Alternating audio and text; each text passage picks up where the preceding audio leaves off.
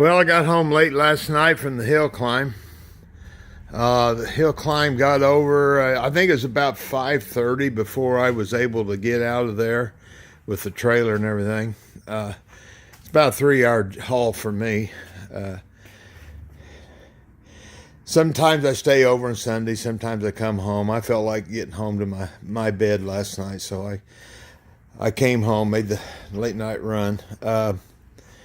But anyway, we did well. A lot of interest in whether the car would make it up the hill, and it did. Wasn't fast. I think it was 97 seconds. That's fine. It made it. I didn't care if it took 10 minutes.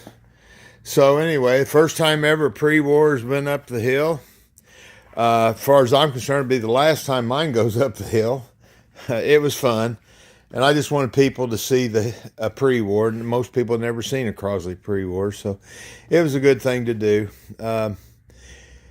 I did, getting back almost to my trailer, and I lost my clutch. And I kind of figured I knew what it was at the time, but thankfully Dustin, the young man that owns the 55 DeSoto, the beautiful DeSoto, he and his buddy had a side-by-side, and they towed me around to my trailer, and I winched it in with my electric winch, so it all worked out well. But anyway, I'll show you in a part of this video, I'll show you why the clutch didn't work. It's an easy fix, so nothing major happened. I am, at some point this winter, going to take the carburetor back off of this, go through it again. This car's set for about a year. I put it to the side to do the Farmer Road project, and I think there was some old gas in that carburetor, and it has flaked off some of that pot metal inside there. It's just not as good as I'd like it to be. But anyway, that's the story on the Pre-War Newport hill climb. It's got a sticker in it. Everybody that goes up the hill gets a sticker, and you can see the Pre-War has a sticker now. All right, and I'm going to tag on the end of this a video. I actually taped this phone to the mirror right there.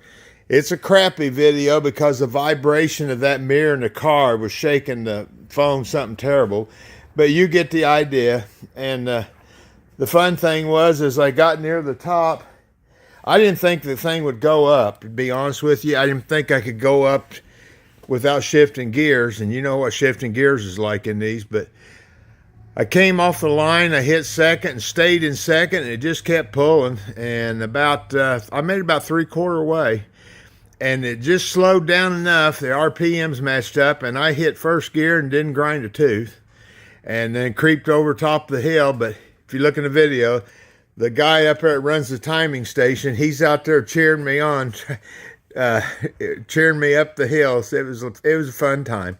All right, I'll tag this on with the actual video of going up the hill.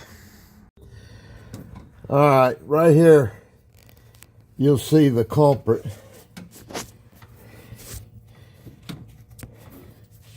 This right here, this come loose from this